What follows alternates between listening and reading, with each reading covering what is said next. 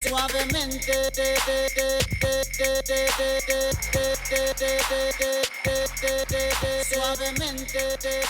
That was a very loving intro. Thank you for that. And we had a lot of fun last night at the show. It's true. And opening is very difficult, actually, because people don't care. They're just waiting for Big Frida. I opened for Big Frida last night. Y'all know Big Frida? New Orleans bounce. Yeah, it was popping. That was next level. But it's always tough to open. So all your kind energy about the show makes me feel really good. I'm so grateful to be here at Pandora.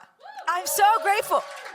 And I know it's Friday, and Craig, who was my roommate at business school, he just told me that everyone pieces on Friday. So the fact that you all are filling the chairs, I'm really so grateful. This is so wonderful. I think I want to use the time by telling you my story a little bit, if that's okay, and then play some stuff for you, and then we can have a conversation if you're still interested and you stick around. I think that's my job, to make you want to stick around.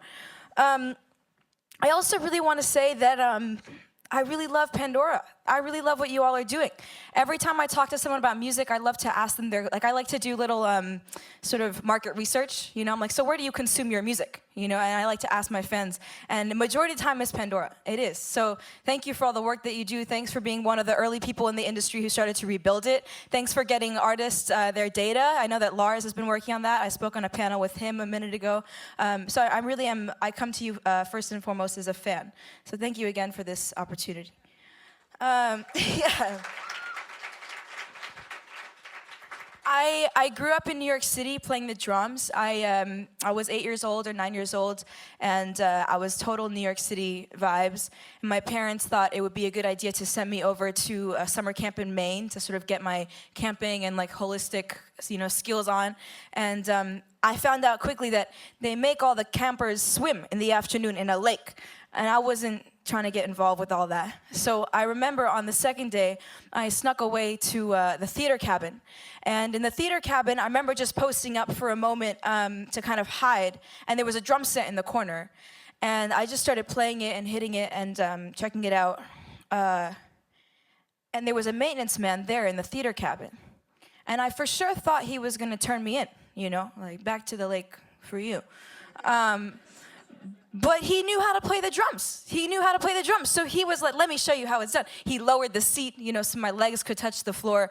And he showed me some beats, and I fell in love. I fell in love immediately. I love the power of it. I love the fact that I knew that many girls were playing it. I had always been musical, but I felt piano lessons were a little bit oppressive. Once you hit the wrong note, it's already wrong. Whereas in the drums, whether you hit the left cymbal, the right cymbal, everyone's like, that sounds great. It just works. It's fine. So I like the liberation of that. So I started playing the drums, and I came back to New York City, and I was so surprised by how my two very Indian parents who had just moved from Bombay were so supportive of my drumming, okay? I said, you guys are quite woke, this is quite advanced. I'm saying that now. Obviously, I didn't use that word. But, I said, this is quite advanced, But soon, by the time I was 17 or 18, I caught on to them. I said, this is because you want me to have some diverse extracurricular activities on my college applications. That was more the vibe. So sooner or later, even though I got really good, I realized it was because they wanted me to go to a great school. And so I remember feeling that pressure a little bit. I definitely thought about music school because I loved it. My whole joy was sitting at the drums and playing. But when you're younger, you want to make your parents happy. You want everything to feel really good. And so I remember they were pushing me to apply to do something in political science. I grew up with parents who really believed in giving back. They are immigrants, so they thought a lot about how if they work really hard, they want me and my brother and sister to be giving back to our community. And so he's nodding his head. the homie South Asian in the audience is like, I know exactly what you're talking about. Right, I love you. Now that you're with me, it makes me feel like what I'm saying is resonating. So that's great.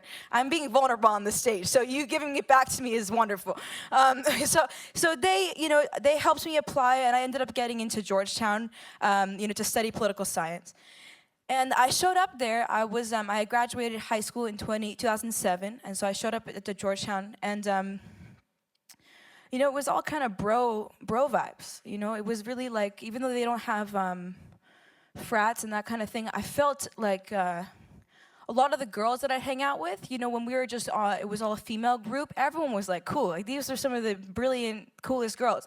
And then a lot of the men would come in, and I would see the girls kind of dim their light, and that kind of stuff is so subtle. It's tough to pick up on, but I started to notice it. And I noticed it because I went to an all-girls school growing up in New York City. And so all I knew was just talented women who were the head of all the clubs and all the, soccer team, et cetera, et cetera. So when I showed up to Georgetown, I was really surprised. But sometimes, when you see subliminal things that in your gut you think are sort of off, but you don't know how to explain them, that's one of the most frustrating experiences. And so I remember noticing that for the humanities requirement, I could take a women's and gender study class. And I actually was embarrassed to tell my parents that I wanted to do that, but I took it, okay? On day one, my mind was blown. Because what it was being able to teach me about what I was seeing, but in an academic way, with frameworks, with the ability to understand theory, and to say, hey, what you're seeing is not you being crazy. You know this idea of gaslighting? This idea that the person tells you that you're being oppressed, but actually it's your fault. And actually what you're seeing is not true. It's your own mistake. That's the most effective form of oppression, if you ask me, So I remember going through this transformation where I was enjoying studying all these gender studies classes, because it was giving me the tools to actually heal from my own emotions about dealing with sexism that I would see daily on campus or in school, or people's feeling sexual pressure and that kind of thing when you're a kid. All those different energies that I was noticing on campus that I didn't really love. The classes were helping me, intellectualize them and create logic around them. And so I started to feel very empowered by this. Moreover, I started to spend a lot of time off campus. Like, I would go to class and I would enjoy it, but the thing is that the music scene in DC is actually popping. Like, it's amazing. Okay, that was like a no, like it's amazing, like it's bad, right? It's okay. I loved it. You grew up in Washington. Well, amazing. George Washington, GAW. We'll talk about it after. That's so exciting, fellow DC area. So I found out that two of my favorites, Thievery Corporation, they were based in DC, and not only that, they ran so many of the clubs that were in DC, and they employed a bunch of the musicians who were in DC and took them on tour, and I got involved with that whole scene. And I loved it because I would notice that the reggae band that would play every Wednesday, that was Thievery's touring band, it was so diverse. It was like the world I wished to see in the world, but on the stage. They would have an extraordinary French singer, and she would come in, and then someone on the congas from Cuba, and then two brothers who came in from Jamaica. I mean, I was so moved by the whole thing. And I used to sit in on drums. I remember on the stage, there was two congas right here, and they used to always come and let me sit in on drums.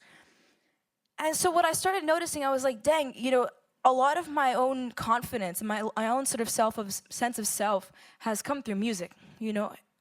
I feel such a strong sense of identity when I'm on the stage playing, more so than anywhere else.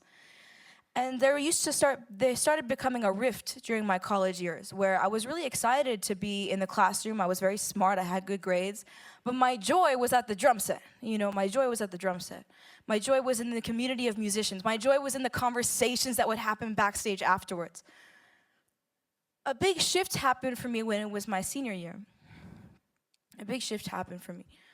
My parents have been encouraging me to work at the mayor's office. And the mayor of DC is so corrupt, so I don't know what they thought I was getting out of this internship, okay? But it looked good on paper. Half the time it's always like this. Well, it looks good, just stay with it.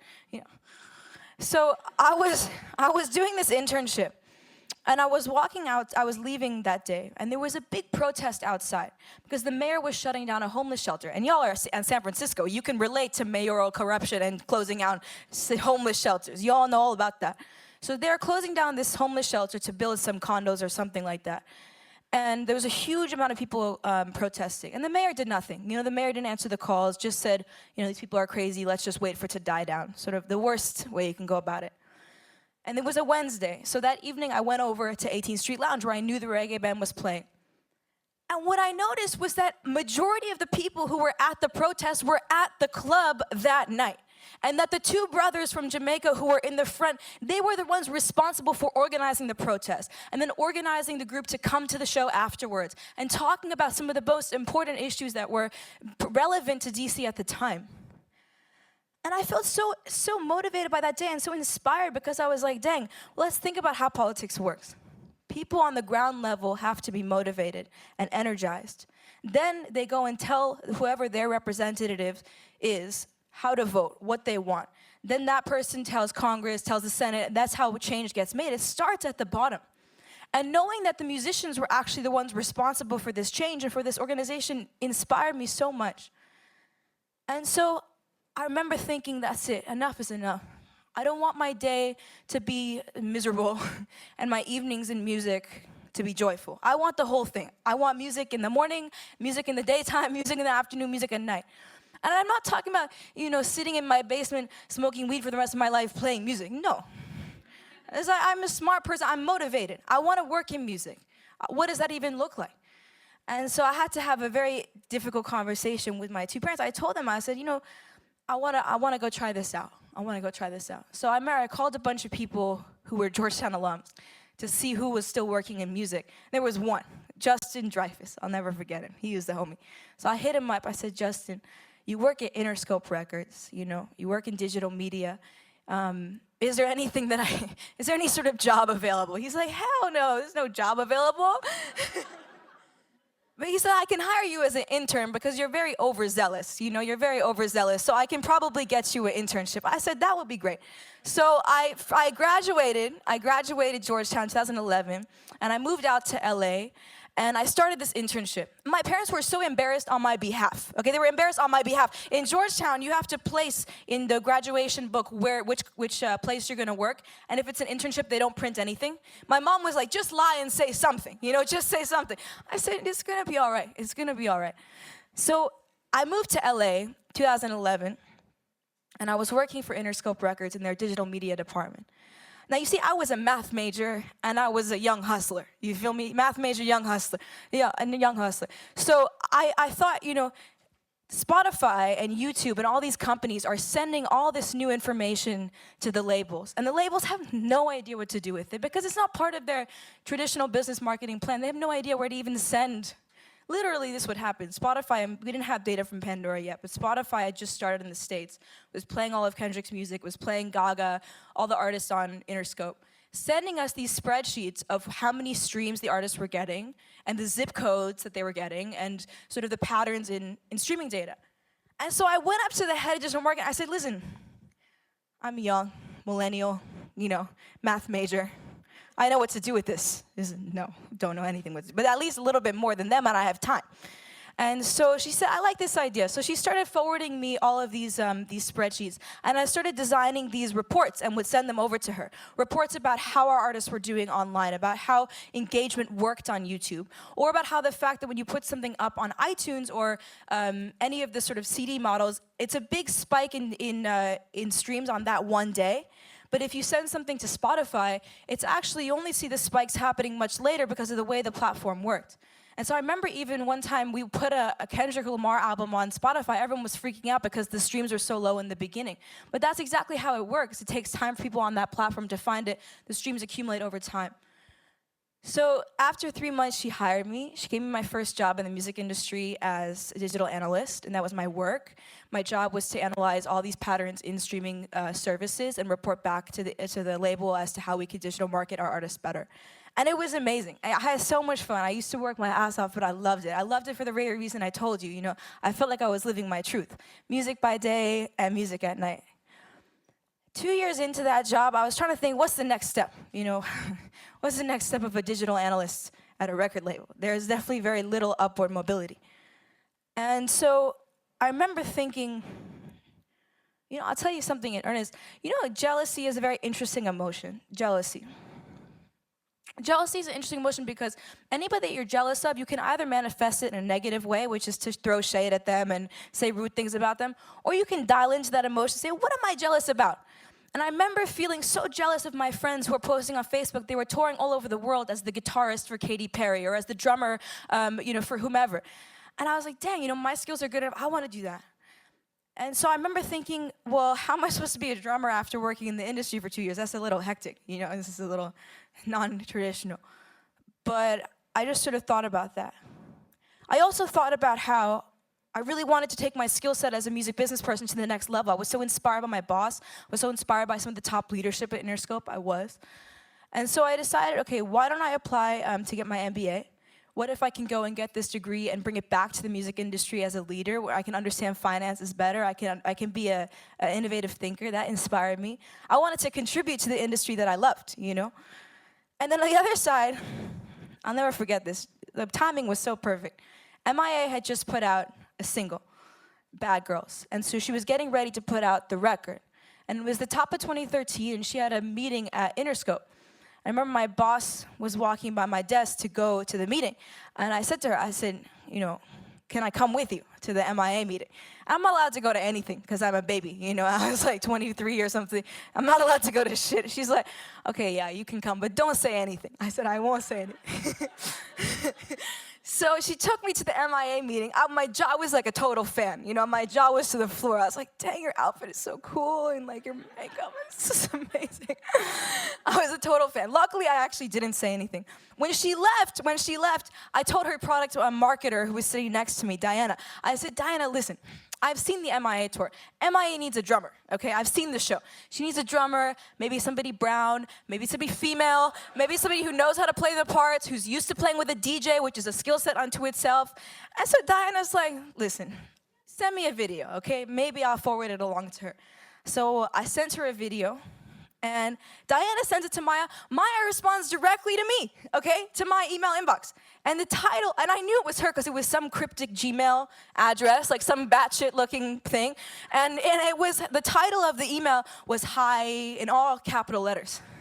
All capital letters. The title of it. So I open it, and it's also all caps. You say, listen, we're not thinking about the tour yet, but I like this style of drumming. You're good at what you do, and I'll hit you up when we go on the road.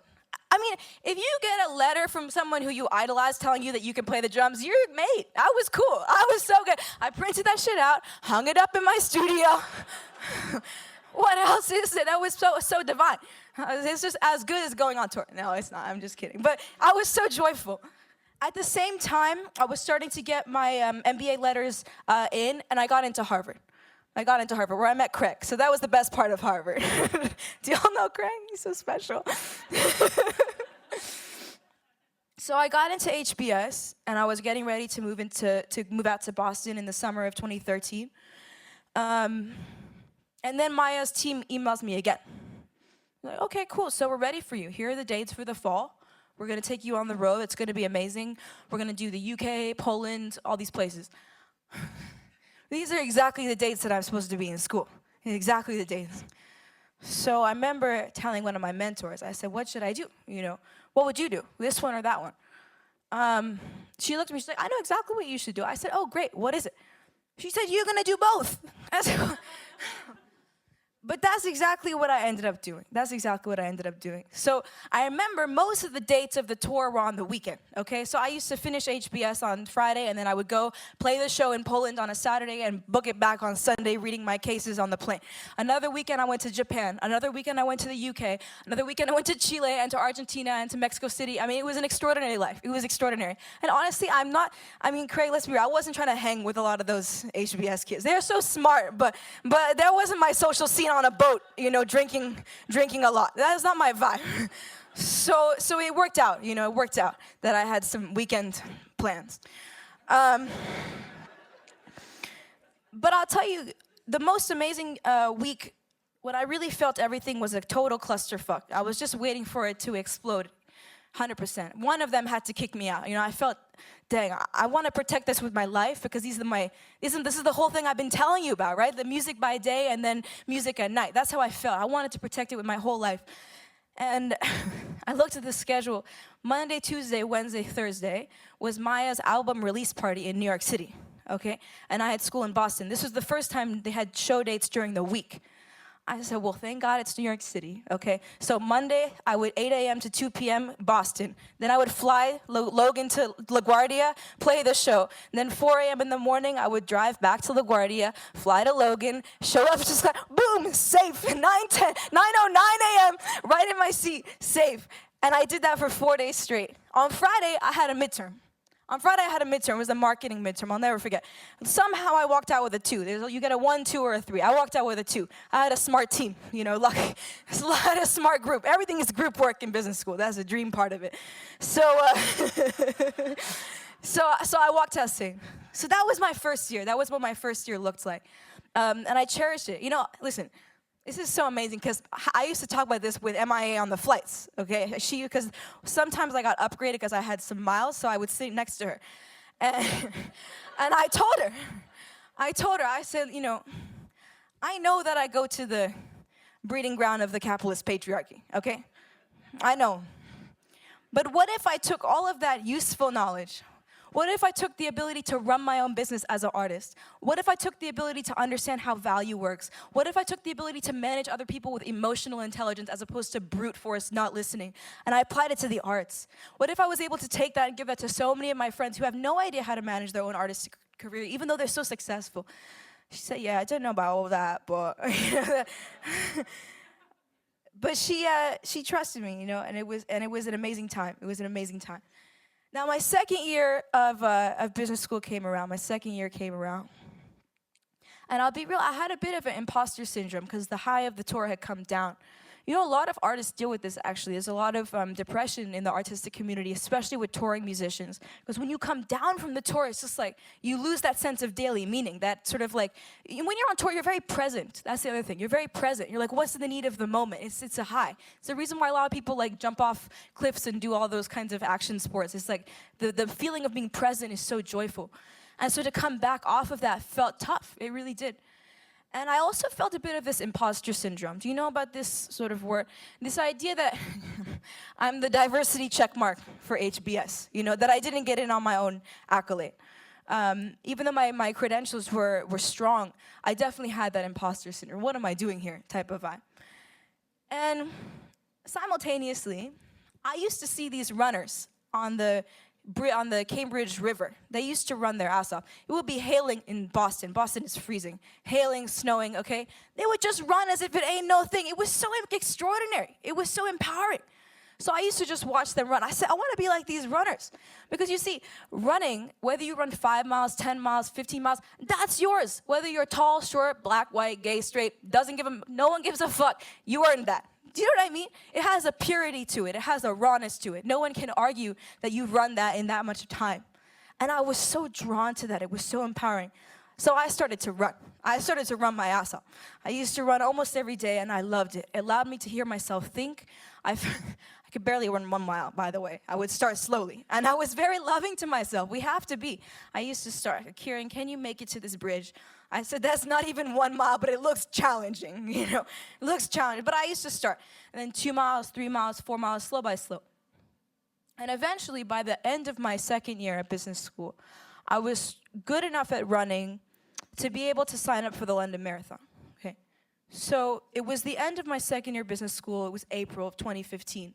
Just 2 years ago to this date almost. And I flew out to London. And I remember I was in an amazing outfit, like this bright pink type shit. It was dope. It was dope. It's a heavily photographed marathon. You gotta look good. So I showed up at the start line. And I remember realizing, dang, I'm about to get my period. Straight up. And for anybody who has not ever had a period in their life, let me tell you something. The one thing you're not trying to do on day one is run 26 miles, okay? Let me just tell you. So I started evaluating my options because you see, whenever I had my cycle during my training, I would just chill for a couple days. I would just chill out. I wasn't trying to run on those days. It's not comfortable. It's not a joyful experience. I run for joy. So I remember evaluating my options, like many of us who have been caught unprepared, okay? So, a toilet paper quick fix? No. It's a 4-hour run, okay? A pad? No. Chafing is a real thing on a marathon course. No man I know would take cotton and put it between his balls and run 26 miles. A tampon? I guess so. I didn't have one at the time. There's no privacy on a marathon course. I didn't want a half in, half out situation. I had never run with that. The solution, y'all are in tech. So where are the solutions for this basic ass problem? You laughing, but this is so real. This is so real.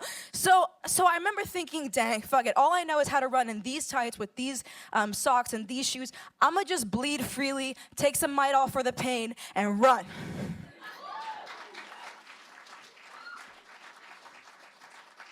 So I started to run. And while I knew that I was in a very privileged position to be able to choose to run that way, I acknowledged as I ran that millions of women and girls around the world are not. And I grew up between Bombay and India. My parents are Indian, so I've known about this issue for a long time. And I've known that so many young girls, especially in places like rural India and parts of Africa, I mean, all over the world, really, by the time they hit puberty, most of them don't have access financially to the products they need, or because the community is so impoverished, they don't have the products. Some girls in the beginning will try to use old rags, pieces of clothing, but it's not a sustainable solution. And so then what ends up happening is, because of the discomfort and because of the lack of ability to talk about it with anybody, the stigma runs so deep, the girls start to drop out of school. And so you see the boys reaching their fullest potential, but the girls often escorted into child marriage because that's a better economic option for them, or into domestic work. And so this really irritates me because I spoke at the UN last year. They wouldn't let me use the word menstruation, okay? It was a gender equality summit. This is so real. And so I think about how the stigma affects all of us. The inability to use your voice to talk about something so normal holds so many women and girls back all over the world. And it holds us back here too. The inability to talk about your own body doing the most normal thing, I think that's so oppressive. I really do. So I ran, I crossed the finish line. And I wrote about my experience. I wrote about it. And I wrote about the statistics I just shared with you. I wrote about the experience of women and girls around the world. I wrote about what I knew. And I wrote from the heart. And I posted it on my Facebook. And a nice 82 people liked it. It was a great moment. And I went on my day. And I graduated from school. 1 month later, after graduating, Mike.com, Policy Mike in New York City, picked up the story because a friend of mine had read it and passed it to them for their identity section. They said, this is extraordinary. I like this story. It's edgy. It's whatever media people say, that we can work with this. It's clickbait type of vibe, it's clickbait type of vibe. Crazy feminist runs on her period. That was pretty much the caption that they put. That was pretty much the clickbait they used. So they posted the story, Australia picked up the story, and then Nigeria picked up the story, and then India picked up the story, and then the New York Times picked up the story, and my phone was ringing off the hook. It's a cell phone, so there's no hook, but it's an expression. My email inbox was exploding because my email was online because of my other work in music. And the story went completely viral. It was everywhere. It was trending on Facebook for 4 days. Donald Trump had just insulted Megyn Kelly about her period, so it worked perfectly. The timing could not have been, it was a perfect storm. Women were live tweeting their periods at Donald Trump. It was just extraordinary. And I remember I learned so much from that moment. Because I really was so afraid, to be honest. There was so much haterade on the internet about this run, because it's very, if you don't know me and know how I think and know the energy through which I was trying to run, I just was trying to run a damn marathon, please. It's like, that was the job that I had to do. And so the story had a lot of polarizing responses. On one side it was like, this is so disgusting, blah, blah, blah. I was like, oh, perfect, that's exactly the point we're trying to prove. It's not, and we need to talk about it. And on the other side, a lot of people understanding the need for the discourse to start. But no matter what happened, I was in the corner being like, ha, I got you to talk about periods though, and not only for 1 day, for 4 damn days, and not only with the women, with the men too. So it was lit. It was really an extraordinary time. But I remember also feeling like a little scared, Should I step into this or should I avoid it? Do I want to play it down? Classic HBS mentality. Is this going to hurt my career? This type of shit. Should I dim down my light for the corporate world? This type of shit. So I remember there was another moment, similar to when I told you about the story with the people outside protesting in DC. I remember there's a choice in this moment, And I decided to step into my shoes and really own that voice and really own that identity. Because these are things that I have been talking about, but more in my own social circle, not on a big platform. And so I remember I didn't sleep for 2 weeks. I was researching as much that anytime I spoke, I was using all that light to pass it on to people who have been in this space forever, to organizations who are based in Nepal, based in India, who have been dealing with this but struggle to raise money because it's not a hot button issue. So for me, it was really fun to sort of take my HBS organization skills and figure this whole landscape out. And I did just that. So the year after I graduated, I spent a lot of time traveling to speak about these issues that matter. It was a mix between stigma and specifically menstrual health and hygiene, but also sort of the larger conversation of what it means to combat sexism on the daily. I wrote my first album. which I'm so excited that it's finally now on Pandora, because that's where majority of people seem to consume their music. It's called Voices. I worked with Meryl Garbus of Tune Yards. Do y'all know Tune Yards? Any of you guys? She's based here in Oakland, you know, so it was really amazing to be here and have this full circle moment. I worked with Joe, who is the lead singer of Alt J. Do you know Alt J? He played on my song Gandhi Blues. So it was just an extraordinary team helping me bring it to life. I've been touring. I feel like I'm always on the road, because anytime opportunities come in, I always just try to say yes and get on with it. But I really wanted to share that story with you because, you know, like I told you about being present every day, I try my best to just be present. Sometimes thinking about the future is a little bit anxiety causing, but all I can ask myself, do I have joy today? I say, yes, I have joy. Am I hanging out with extraordinary leaders at Pandora? Yes. Am I about to share some music with people who influence the music industry? Yes. So I feel joy. You know, I feel a lot of joy. Am I living my truth and sharing about the problems that I see in the world? Yes. So thank you so much for this opportunity. Thanks for giving me a chance to be here. And Pandora, I love you. I love you. I don't know what else to say.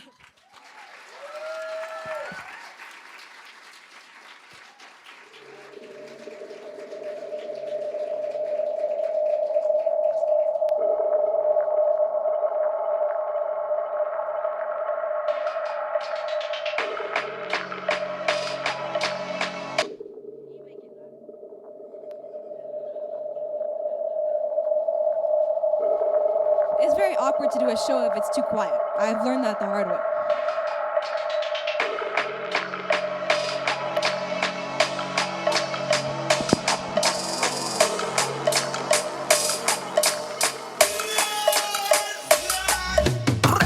I've been thinking about how I'm supposed to live in a world where our president has 0 fucks to give. I've been thinking about how I'm supposed to stay woke when the media every day is a damn joke. I'll admit, these are dark times, but the good news is I got trouble on my mind. Bang. We got people marching all around the world, like if you threaten our rights, we gon' stand up for our girls. Ay, Pandora, clap.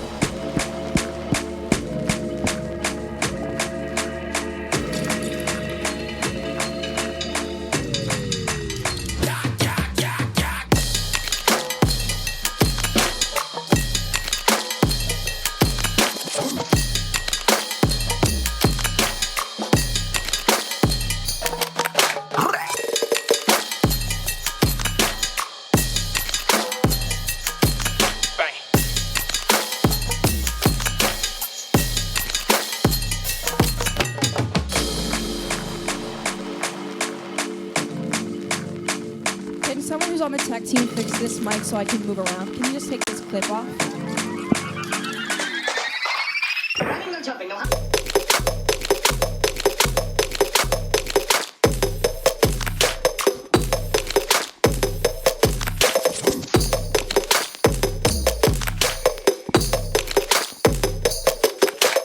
My name is Madam Gandhi. I grew up in New York City with the belief that we are free no matter our identity. If you want to talk to me about 3D femininity, then hit me up on my IG because that shit inspires me. That shit enlightens me. That shit goes really deep. All I want to do is live in a way in that the things that I do align with what I say.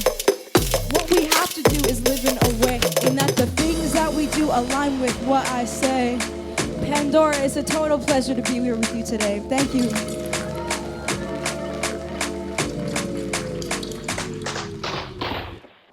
I'm gonna play one that's on the record, that's on Pandora. Wow, so cool. This track is called Moon in the Sky. It's about when you can see the moon in the daytime, but you're not with your lover. Your lover is wherever else. And you're like, well, this is so unfair. I can see the moon in the damn day, but I can't see my lover. So rude.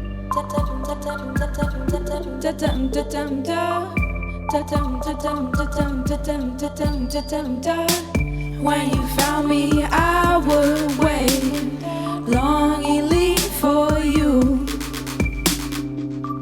Now I'm rushing, slow me down.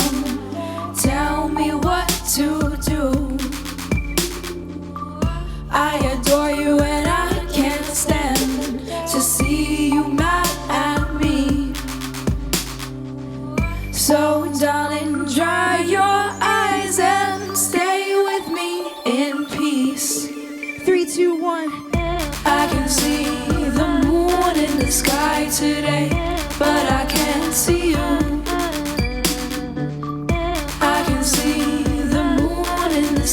today, but I can't see you. I can see the moon in the sky today, but I can't see you. I can see the moon in the sky today, but I can't see you. Right here.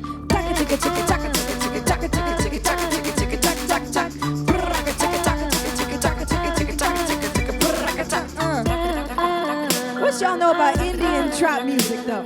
That's that beat. Looking back on all those days, I didn't know what to do. Right. I was lonely and I felt weak. I could not speak the truth. Trying to balance soul and mind, but it's so hard for me. And darling, I love you, so stay with me in peace. 3, 2, 1. I can see the moon in the sky today, but I can't see you. I can see the moon in the sky today, but I can't see you. I can see the moon in the sky today, but I can't see you. I can see the moon in the sky today, but I can't see you. Right here.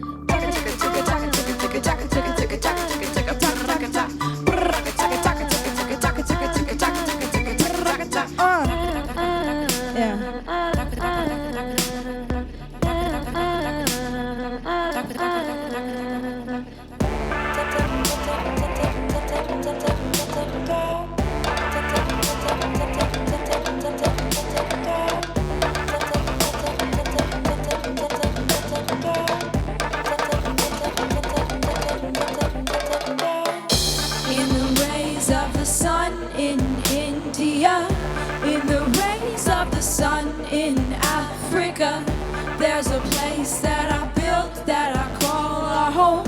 If we raise up the world, we are not alone.